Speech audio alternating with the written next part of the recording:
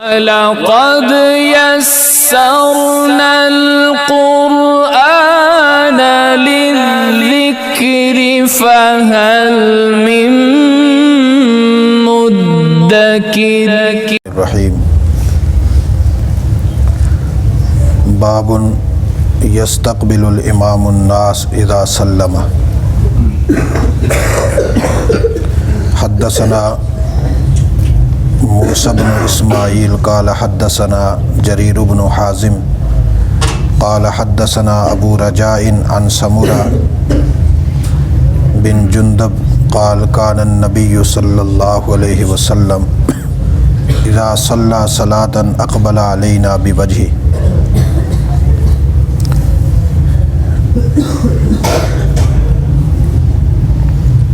امام بخاری رحمۃ اللہ تعالی علیہ نے باب کو عنوان دیا ہے امام جب نماز پڑھائے اور سلام پھیرے اس کے بعد لوگوں کی طرف منہ کر کے بیٹھے. یستقبل الامام الناس، استقبال کرے، منہ کرے امام لوگوں کی طرف.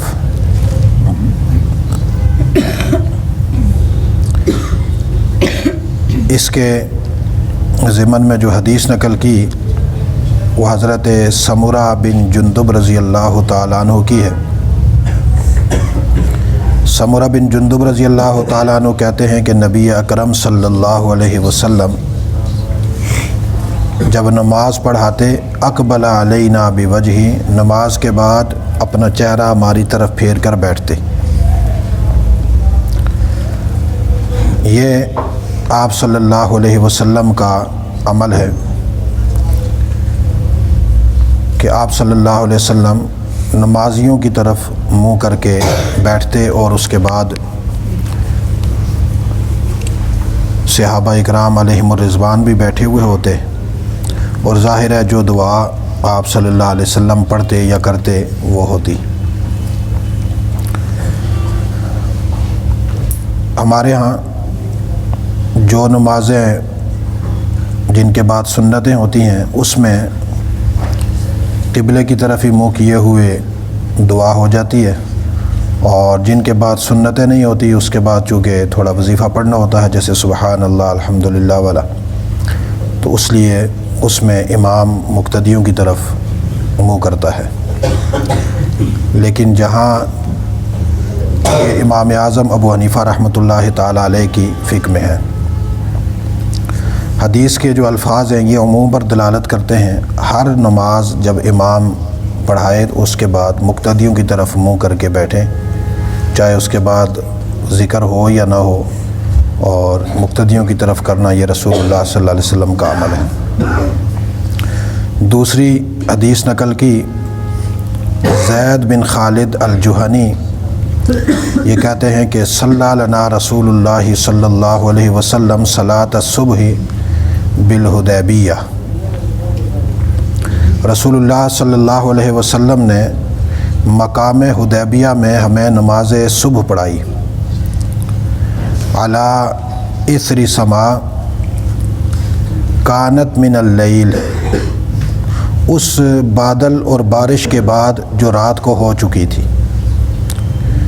فلما انصرف اقبل علی الناس، جب رسول اللہ صلی اللہ علیہ وسلم نماز سے فارغ ہوئے تو لوگوں کی طرف منہ کر کے بیٹھے.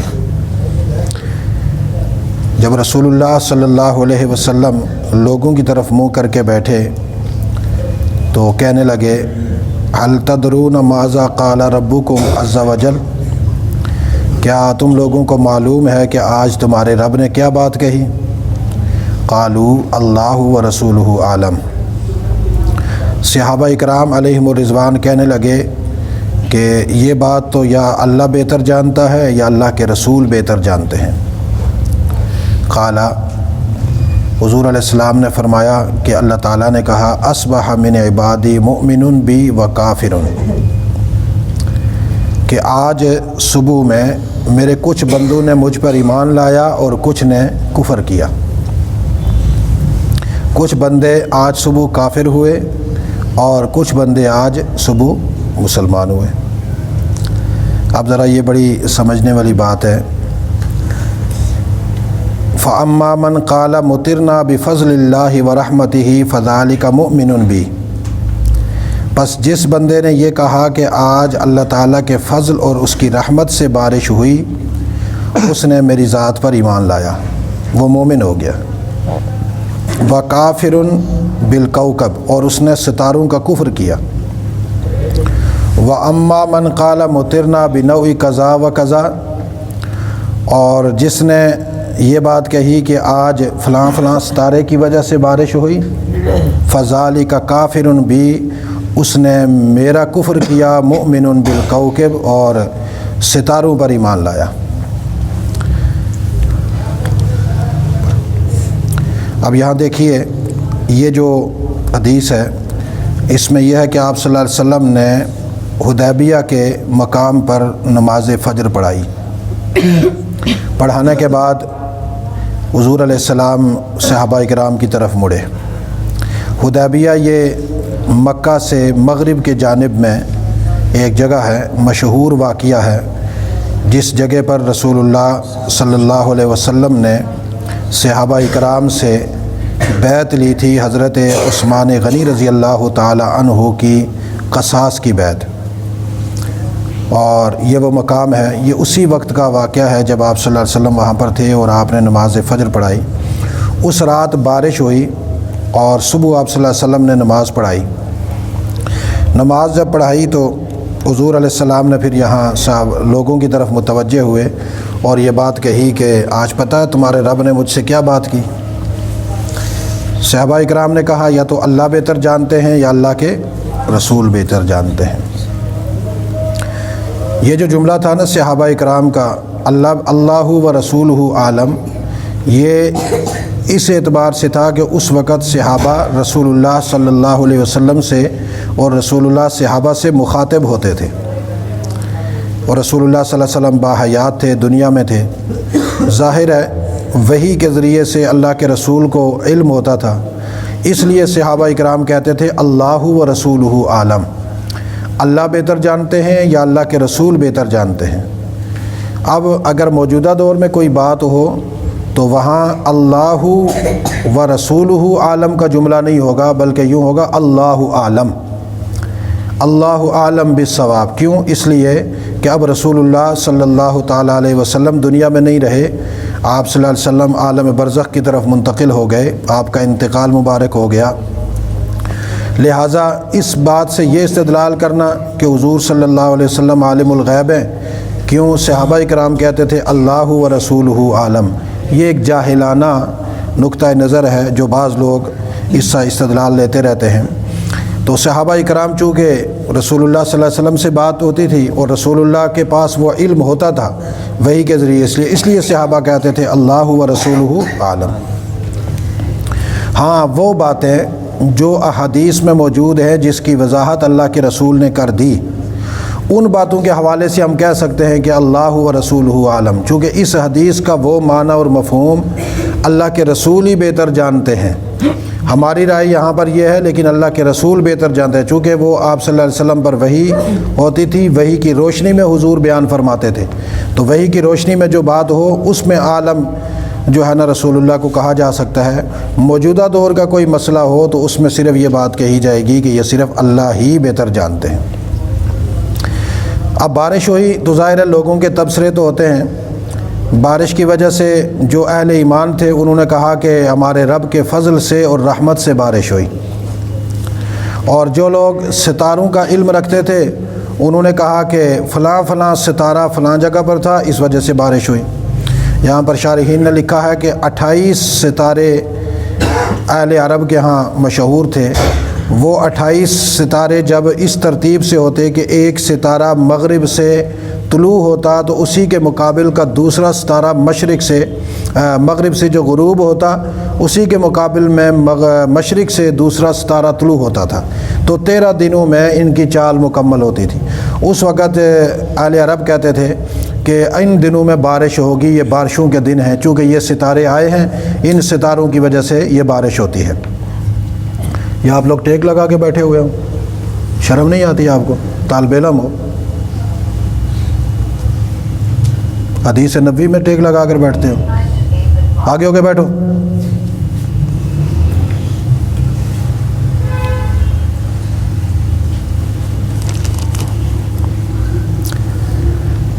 اب یہاں سے ایک بات بنیادی کلیہ سمجھ میں آیا، جو لوگ ستاروں کا علم حاصل کرتے ہیں اور ستاروں کے علم کی روشنی میں کہتے ہیں کہ فلاں موقع پر فلاں بات ہوگی، فلاں موقع پر فلاں بات ہوگی، یہ ستارہ فلاں جگہ پر ہے، اس وجہ سے فلاں بندے کی قسمت جو ہے نا وہ خراب ہو جائے گی، فلاں بندے کا ستارہ فلاں جگہ پر ہے، اس کی قسمت بہتر ہوگی، ایسا آدمی پکا کافر ہے۔ ایسا آدمی علم نجوم کی روشنی میں، علم نجوم کے واسطوں سے جو دوسروں کو ذائچے بنا کر دیتا ہے یا ان کی رہنمائی کرتا ہے کہ ابھی تمہارے گردش کے ایام ہیں، ابھی یہ کام نہیں کرنا، ابھی تمہارے بہت اچھے کام ہیں، یہ کام کر لو، ایسا آدمی پکا کافر ہے۔ چونکہ حضور علیہ الصلاۃ والتسلیم نے یہاں کلیہ بیان کر دیا کہ کائنات عالم میں تصرف اللہ کا ہے، کائنات عالم میں تصرف کس کا ہے؟ اللہ کا ہے، اور جو بھی فیصلہ کائنات عالم میں ہوتا ہے وہ اللہ کے حکم سے ہوتا ہے۔ اگر کوئی عذاب آتا ہے تو اللہ کی ناراضگی کی وجہ سے آتا ہے، کوئی اچھائی آتی ہے تو اللہ کا فضل ہوتا ہے۔ اس لیے ستاروں کی چال فلاں سے فلاں جگہ پر جا رہی ہے، آج وہاں پر بارش ہوگی، یہاں سے یہ ادھر مڑ گئے ہیں لہٰذا بارش ادھر چلی جائے گی، یہ ساری مشرکانہ اور کافرانہ باتیں ہیں۔ اسی سے یہ بات اور بھی ثابت ہوتی ہے کہ جو ہمارے محکمہ موسمیات والے ہیں، یہ جو بات بیان کرتے ہیں کہ جی فلاں فلاں فلاں فلاں ہواؤں کا رخ ادھر ہے، اگر یہ کہیں کہ یہ علامات ہیں، ہمارا تجربہ یہ بتلاتا ہے کہ یہ ہواؤں کا رخ ادھر ہوتا ہے تو بارشیں ہوتی ہیں، ادھر ہوتا ہے تو خشکسالی ہوتی ہے، پھر تو بات ٹھیک ہے۔ لیکن اگر وہ کہیں کہ چونکہ فلاں فلاں جگہ سے یوں چال چل رہی ہے ہواؤں کی اور یوں یوں ہو رہا ہے لہٰذا فلاں ٹائم سے فلاں ٹائم پر بارش ہوگی، اب اگر بارشیں کیوں نہیں ہو رہی، خشکسالی کیوں ہے؟ اس لیے کہ یہاں ہواؤں کی چالیں اور رخ جو ہے نا فلاں طرف ہے، اس وجہ سے، تو یہ بھی کفریہ اور مشرکانہ جملے ہیں، ایسے لوگ مسلمان نہیں ہیں۔ اسی طریقہ سے کبھی کبھی ہمارے ہاں بعض لوگ ہیں، مثال کے طور پر کوئی بندہ بیمار ہوتا ہے، بالخصوص جو میڈیکل سے تعلق رکھتے ہیں، وہ کہتے ہیں جی کہ فلاں فضا جو ہے نا اس میں موسم ایسا ہے، اس موسم کی وجہ سے بخار ہوتا ہے۔ جیسے ابھی یہ خشکسالی تھی، بارشیں نہیں تھی تو ہر بندہ تو کہتے ہیں جی چونکہ بارشیں ہو جائیں گی تو پھر بیماریاں ختم ہو جائیں گی، جب تک خشکسالی ہے جب تک بارشیں ہو رہی ہیں اسی لیے لوگوں کو کھانسی ہو رہی ہے، نزلہ ہو رہا ہے، زکام ہو رہا ہے۔ تو خشک سالی کے ساتھ بیماریوں کو اور بارشوں کے ساتھ اس کو صحت کی الفاظ قرار دینا یہ بھی مشرکانہ بات ہے، اس سے بھی بندہ مشرک ہوتا ہے۔ بیماریاں جتنی بھی آتی ہیں اللہ کے حکم سے آتی ہیں، جب بھی آتی ہیں اللہ کے فضل سے آتی ہیں، اگر صحت آتی ہے تو اللہ کے فضل سے آتی ہے۔ دنیا میں کوئی بھی کام ہو تو اس میں مسلمان کا کام یہ ہے کہ وہ کہے کہ میرے اللہ کے حکم سے ہوا ہے، میرے اللہ کی مرضی، پریشانی آ گئی بھائی میرے اللہ کی مرضی، تو خوشی آ گئی میرے اللہ کی رحمت ہے۔ لیکن یہ جو ہم دنیا کے اسباب کی طرف اشارہ کرتے ہیں نا، اس کے بارے میں رسول اللہ صلی اللہ علیہ وسلم نے فرمایا کہ اصبح من عبادی مؤمن بی و کافر، کہ آج صبح میں بہت سارے میرے بندے میرے اوپر ایمان بھی لے آئے اور بہت سارے کافر ہو گئے۔ لہٰذا یہ جملہ یاد رکھیں کہ کبھی بھی دنیا کے اسباب کی طرف اشارہ کر کے یہ بات نہ کہیں کہ فلاں کی وجہ سے یہ ہوئی۔ جیسے ہمارے یہاں بعض دفعہ لوگ کہتے ہیں کہ جی اگر ایک آدمی نزلے زکام والا ہے اس کو دوسرا ملے گا تو اس سے اس کو بخار لگ گیا، زکام لگ گیا، یہ بھی کافرانہ جملہ ہے، مشرکانہ جملہ ہے۔ یہ عقیدہ رکھنے والا آدمی کہ دوسرے بندے کو نزلے زکام والے کا جھوٹا پینے سے بخار ہو جاتا ہے، نزلہ زکام ہو جاتا ہے، اس کو ہاتھ ملانے سے یا اس کے پاس بیٹھنے سے، فلاں فلاں بخار ایسے ہیں کہ اگر اس طرح کا بیمار آدمی ہو اور اس کے پاس دوسرا بندہ بیٹھے تو اس کو لگ جاتا ہے، یا جو موجودہ دور میں جیسے کہا جائے کرونا نام کی بیماری ہے، بخار ہے، جس کو ہوگا دوسرا بندہ اس کے پاس آ گیا اس کو بھی لگ گئی۔ اس حدیث کے کلیے کے تحت یہ کہنے والے سارے کافر ہیں، ایک بھی مسلمان نہیں ہے۔ اس لیے یہ عقیدہ اپنا یہ رکھے کہ کسی بندے سے کوئی بھی، اسی لیے میرا دعویٰ یہ ہے کہ دنیا میں سائنس نے جتنے قانون ایجاد کیے ہیں سب کافرانہ ہیں، سائنس نے جتنی باتیں کی ہیں سب جھوٹ پر مبنی ہیں، مشرکانہ ہیں۔ سائنس کا حل کلیہ، جدید تحقیق کا ہر زاویہ کفر پر مبنی ہے، اسلام پر مبنی نہیں ہے، عقیدے پر مبنی نہیں ہے۔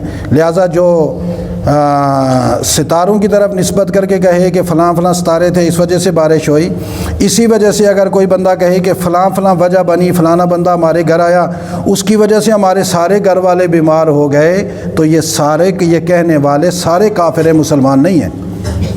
ایمان بچانا بہت ضروری ہے۔ اسی طریقے سے بعض دفعہ ڈاکٹر لوگ ہمیں کہہ دیتے ہیں بھئی یہ کام نہیں کرنا ورنہ بیمار ہو جاؤ گے، یہ کام نہیں کرنا ورنہ بیمار ہو جاؤ گے۔